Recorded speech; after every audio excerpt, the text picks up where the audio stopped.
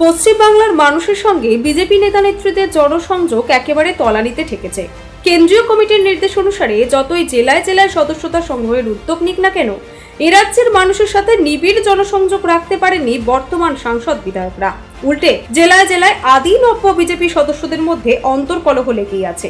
বর্তমানে তৃণমূলের 15 বছর শাসনকালের মেয়াদ শেষ হচ্ছে 2026-এ। এমনই এক শাসক দলকে পরাজিত করতে গেলে যে ধরনের সাংগঠনিক পরিকল্পনা, দক্ষতা ও জনসংযোগ দরকার তা বাংলায় বিজেপি নেতা নেত্রীদের মধ্যে দেখা যাচ্ছে না। হাতে গোনা দু একজন বর্তমান বিজেপি নেতা রাজ্যের বিভিন্ন জেলায় জেলায় সভা সমিতি, মিটিং, মিছিল, জনসংযোগ করলেও বঙ্গ বিজেপির বাকি নেতারা গায়ে হাওয়া লাগিয়ে ঘুরে বেড়াচ্ছেন বলেই রাজনৈতিক বিশেষজ্ঞ মহল মনে করছেন। বিজেপির কেন্দ্রীয় নেতৃত্বের অভিমত, রাজ্যে বিজেপির নেতৃত্বের মধ্যে এক ধরনের ছন্নছাড়া ভাব লক্ষ্য করছেন। ফলে প্রত্যেক বুথ স্তরে নিচু তলার কর্মীদের মধ্যে তার যথেষ্ট প্রভাব পড়েছে। প্রতিটি জেলায় সঠিক নেতৃত্ব না থাকার ফলে বুথ স্তরে কর্মীদের মনোবল ভেঙে পড়েছে। বাংলায় এখনো সব বুথে বুথ কমিটি গঠন হয়নি। তার কারণ বঙ্গ বিজেপির সাংগঠনিক দুর্বলতা। বাংলায় প্রয়াত তপন শিকদারের পর আদি কোনো বাংলার বিজেপি নেতা নেতৃত্ব দিতে পারেননি।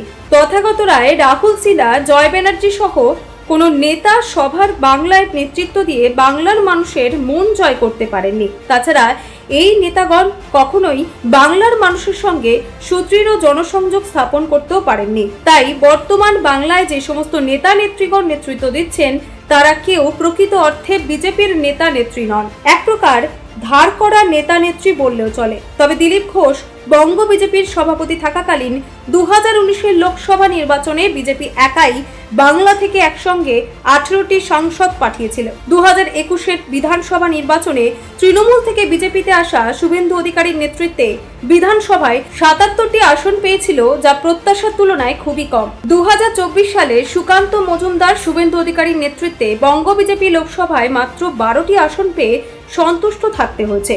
তারপর বাংলায় পরপর বিধানসভা, উপনির্বাচন ও স্থানীয় নির্বাচনগুলিতে বিজেপি সব আসনেই পরাজিত হয়েছে। আগামী বছর 2026-এর রাজ্যে বিধানসভা নির্বাচন। তার আগে বঙ্গ বিজেপির নেতাদের মধ্যে কেমন যেন গাছাড়া ভাব লক্ষ্য করা যাচ্ছে। দিলীপ ঘোষ, রাহুল সিনহা, লকেট চ্যাটার্জি সহ একগুচ্ছ নেতা নেত্রীদের দেখে মনে হচ্ছে যেন শীত ঘুমে আছেন তারা। আবার নির্বাচনের ঢাকে কাঠি পড়লে হয়তো এইসব নেতা নেত্রীরা পদ বাঁচানোর তাগিদে কিছু মিটিং, মিছিল, পদযাত্রায় সামিল হবেন। দলে আছি তাই করতে হয় করছি, এমন ভাবটা লক্ষ্য করা যাবে। সুকান্ত মজুমদার কেন্দ্রীয় মন্ত্রী হওয়ার পর সেভাবে শাসকের নানান দুর্নীতির ইস্যুতে সেভাবে আন্দোলন করতে দেখা যাচ্ছে না। সঙ্গে রয়েছে রাজ্য সভাপতির পদ, সেই পদে এবার অন্য কেউ দায়িত্ব নেবেন। মন্ত্রী মশাইয়ের একটা দায়িত্ব কমলে তিনি দিল্লিতে বেশি সময় দিতে পারবেন। রাজ্যের মানুষের সঙ্গে নিজের নির্বাচনী এলাকায় আর হয়তো তাকে বেশি পাওয়া যাবে না।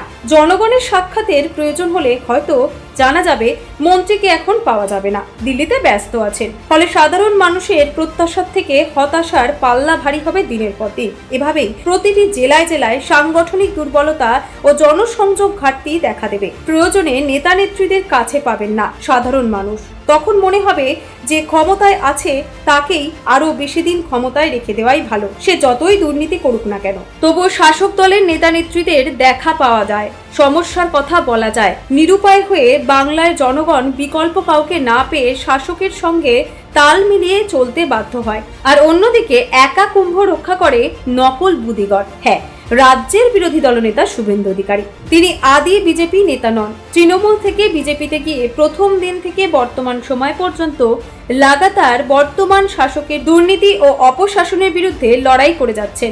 এরকম যদি আরো কয়েকজন নেতা নেত্রী কাঁধে কাঁধ মিলিয়ে লড়াই করতেন তবে এই বঙ্গে একটা পরিবর্তন অবশ্যম্ভাবী ছিল। কারণ শাসকের ভূমিকায় যিনি রয়েছেন তার নাম মমতা বন্দ্যোপাধ্যায়। তার বিরুদ্ধে লড়তে গেলে বিরোধীদের আরো বেশি ঐক্যবদ্ধ হয়ে লড়তে হবে, না হলে শাসক তৃণমূলকে হারানো কোনো মতেই সম্ভব নয়। যদি বিরোধী দলগুলির এমন গাছাড়া ভাব থাকে তবে বামফ্রন্টের 34 বছরের শাসনকালের রেকর্ডকে তুড়ি মেরে উড়িয়ে তৃণমূল 50 বছর বাংলা শাসনের ইতিহাস করবে। এটাই হয়তো বাংলার মানুষের কাছে বড় প্রাপ্তি হবে। নিউজ এশিয়া, গণতন্ত্রের কণ্ঠস্বর।